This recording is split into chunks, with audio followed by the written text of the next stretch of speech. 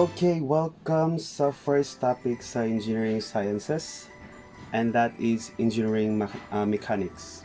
So sa engineering mechanics, focus tayo sa statics or mga object na naka-steady or hindi gumagalaw, okay? So first, again, yung statics comes from steady na word, and it is deals with the bodies at rest or in equilibrium, okay? So yung discuss tayo ng konti sa dalawang klase ng mga forces. First is yung coplanar forces, is yung forces na nasa iisang plane lamang. Okay? If this is the forces F1, F2, F3. So naglalay lang sila sa iisang plane lamang. Yan ang coplanar forces. At ang concurrent forces is yung force na naglalay sa iisang point. Okay? So if this is F force 1, F2, force 3, naglalay lang sila sa iisang point. Okay, let's start sa discussion. First, yung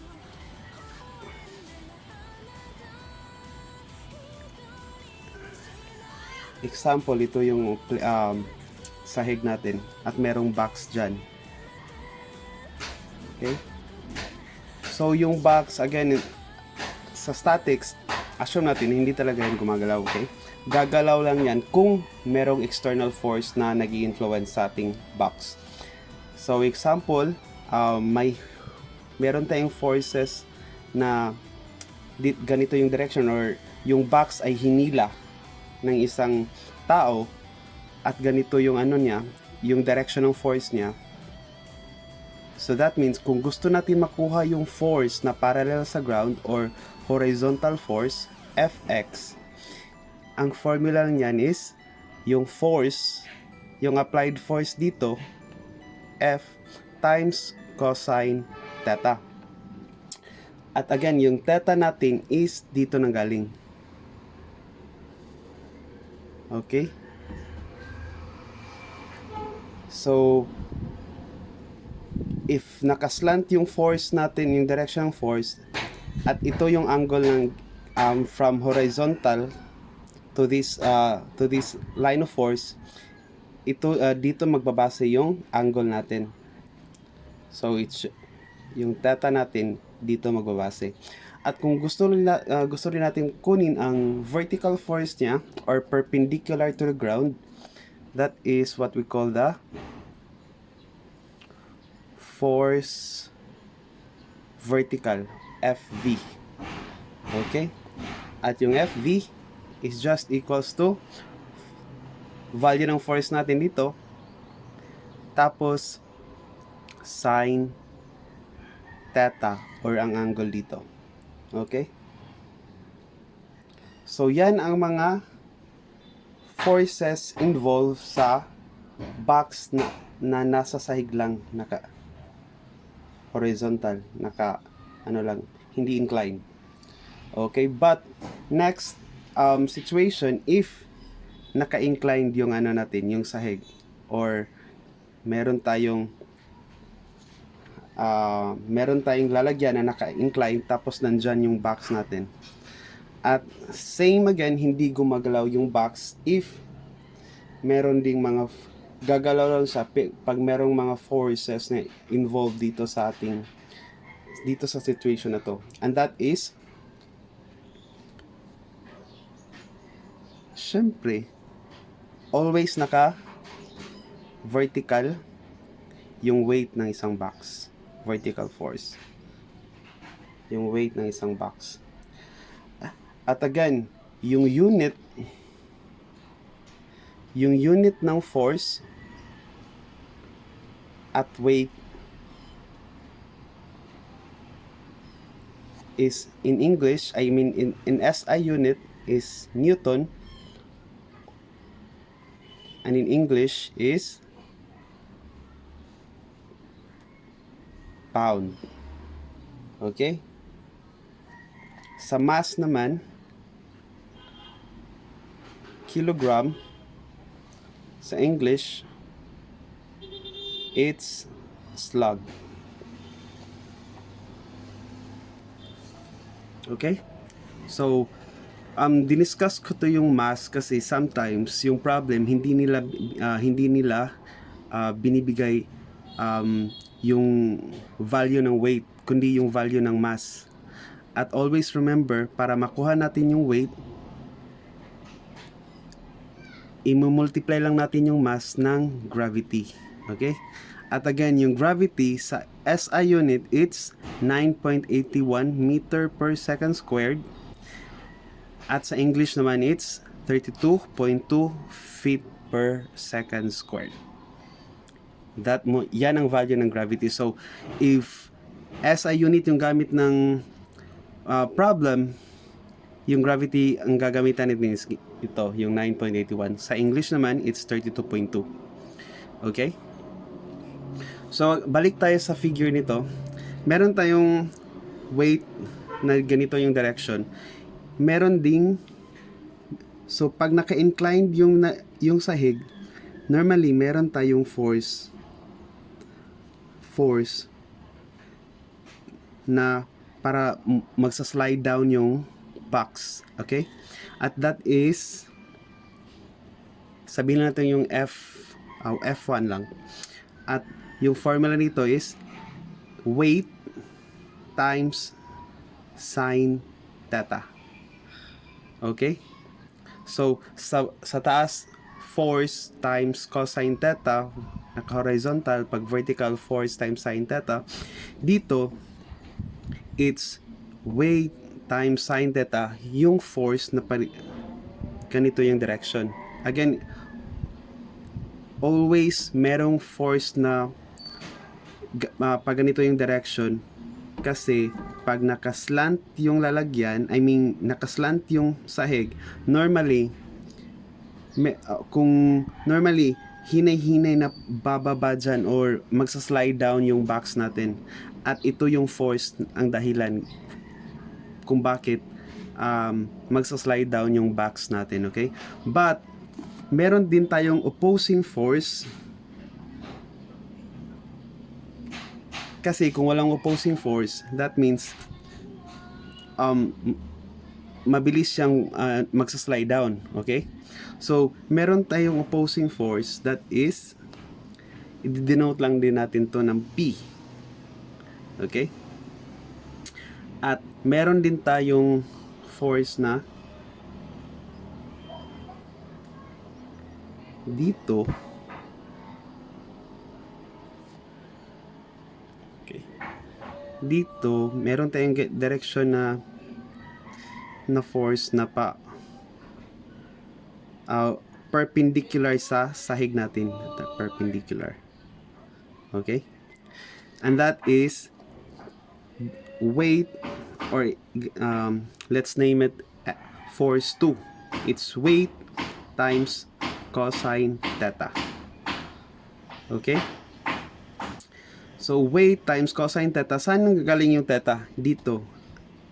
Angle between the inclined and the floor and the horizontal plane. Okay? So, kung meron tayong W cosine theta or meron tayong force na ganito yung direction, meron ding nag-oppose. Kung merong opposing force sa F1, which is P, ang opposing force naman dito, it's the neutral force or N. Okay? So, always remember, if the forces are opposite, they are equal. Okay? So, if yung F1 pababa, tapos pa-kontra naman yung P, that means they're equal. And that means their formula is just the same. W, or weight, sine theta. Pag dito naman, ang F2 is just equal to the neutral force. And that is W cosine theta. Okay?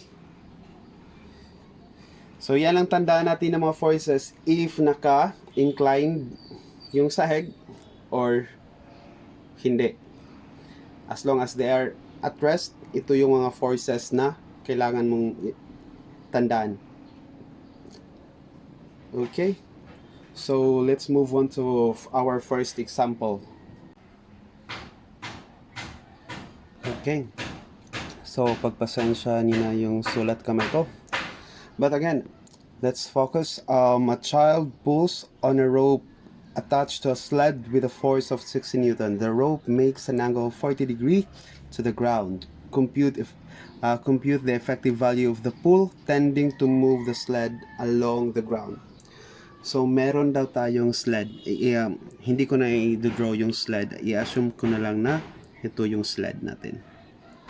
Yung box. Tapos, hinila daw ng isang bata na at ang through a rope, and yung rope naka-angle siya ng 40 degree to the ground. That means 40 degree to the ground doesn't mean na yung angle natin ibababa pa natin sa ground. Okay? Pwede na to yung mag-draw ka lang ng line na parallel sa line sa ground natin. Okay?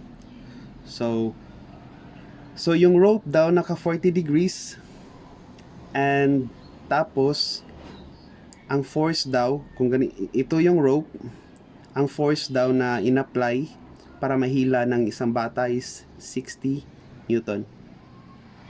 Okay? So, compute the effective value of the pull tending to move the sled along the ground. So, pag sabi pa lang na along the ground, or ito lang yung force na parallel sa ground natin, okay? And that force is our horizontal force, or Fx, which is equals to the force times cosine theta. Okay? So again, naka-Newton na. So always remember na sa formula dapat Newton or pound ang unit natin, okay? Newton in SI, pound in English.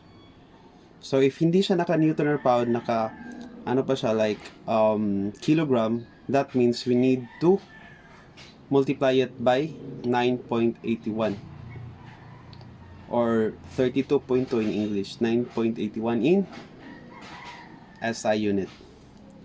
So since given na 60 Newton, hindi na natin kailangan mag-multiply ng gravity. So 60 Newton cosine theta natin is 40 degree. And that is equals to direct calculation using your computer. So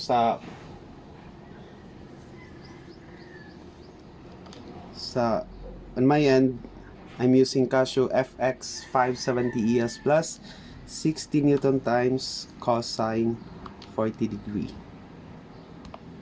Okay, and that is 45.96 Newton. 45.96 Newton, or pwede natin i-round off to 46 Newton. Okay. Meron din tayong ibang shortcut nito. It's, di ba 60 yung force natin. Ganito lang.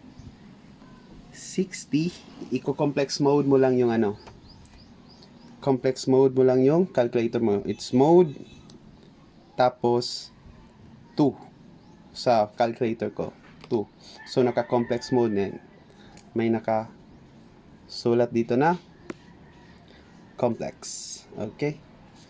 So pag naka-complex mode, i-write mo lang yung 60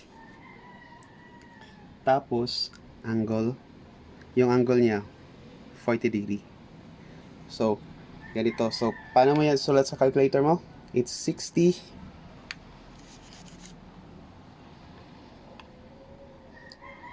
60, then shift, tapos ito yung ano, yan ang maglalakra yan sa calculator mo, 40. Okay, so that means again complex, tapos naka degree mode lang ha yung calculator mo. Yung answer is 45.96 plus 38.56 567i. So sa sa result pa lang na ganito, itong value na to, ito yung force na horizontal or Fx. Ito yung force na vertical or Fy. So pwedeng diretso na kung ayaw mo nang mag F cosine theta ganun. Basta automatic, ito yung answer ng horizontal force mo, 45.96 or 46 Newton. Or ito din kung nag-ask din ng vertical force or Fy, it's 38.567. Ito yung answer. So since we are just looking for horizontal force or Fx, that means ito lang yung answer mo. Okay? Yung final answer mo. So that is one of the calculator techniques. Then, okay. So ito yung example number 2. Again, before we continue, please subscribe so that updated kayo sa mga bagong uploads ko sa mga problems na pang engineering. Okay? So also, you can, if I still have a lot of problems here regarding this topic, you can just message me so that I can provide you some problems that you can practice. So next example number 2. An object weighing 24 Newton is placed on a 30-degree slope. Solve the component of the weight acting parallel to the slope. Okay? So again, meron daw tayong object weighing 24 Newton, it's placed on a 30-degree slope. So pag sabi pa lang ng slope, that means meron naka-inclined yung plane side natin. Okay, and so this is our slope. Okay, this is our slope and it's 30 degree. And meron tayong object dito, box again, and then always naka-vertical yung weight, which is yung weight natin is 24 Newton. So again, mabali apat yung force or 5 yung force involved dito. Ito, aside sa weight, meron tayong force force na nagpapaslide down sa ating object. Try natin F1, which is W sine theta. Again, and this is also the opposing force, which we denote as P. Meron din tayong force na dito, F2, which is W cosine theta. Okay. At meron ding opposing force dito, which is ang neutral force. So but sa problem, ang hinahanap lang natin is yung weight acting parallel to the slope. So anong parallel sa slope? Kung ito yung slope natin, yung force na parallel lang sa slope is this one, okay? And that is F1, which is W or weight times sine theta. So weight natin is 24 Newton. So that means hindi na natin need mag-multiply ng gravity kasi naka-Newton na. 24 Newton times sine theta or 30 degree. So still naka-degree yung naka-degree mode yung calculator natin. Tapos 24 times sine 30, it is equals to 12 Newton. Okay.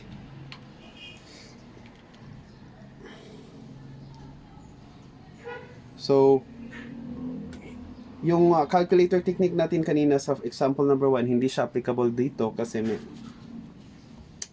iba na yung ano natin. Nakaslant na yung floor natin in 30 degrees.